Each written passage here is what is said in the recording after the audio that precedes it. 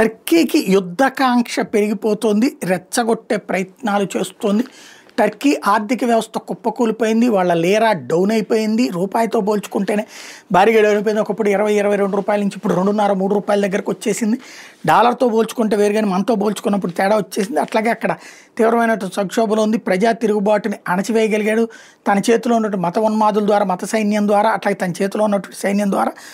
ఇప్పుడు ఆ ప్రజల్ని సంతృప్తిపరచాలంటే అటెన్షన్ డైవర్ట్ చేయాలి. అందుకోసం అని చెప్పేసి యుద్ధాలని ప్రేరేపించేటటువంటి పని చేసుకొస్తున్నాడు. తాజాగా జెరూసలేం మాది, జెరూసలేం మేము స్వాధీనం చేసుకుంటాం అంటూ ముస్లిం మత దేశాలందరినీ కూడా జెరూసలేం స్వాధీనం చేసుకుందాం అన్నటువంటి పిలుపునిస్తున్నారు. ఈస్ట్ జెరూసలేం అనేటటువంటిది మాదే అన్నటువంటిది. నిన్నే జెరూసలేంలో ఒకప్పుడు స్వాధీనం చేసుకున్నటువంటి ఇజ్రాయెల్, అందులో ఉన్నటువంటి ఆ ప్రార్థనా స్థలం, ముస్లింలు ప్రార్థించే ఆ స్థలం వరకు మాత్రం సౌదీ అరేబియా నిర్వహణకు అప్పచెప్పింది. అట్లా కాకుండా మొత్తం స్వాధీనం చేసేసుకుందామంటే రెచ్చగొడుతున్నాడు.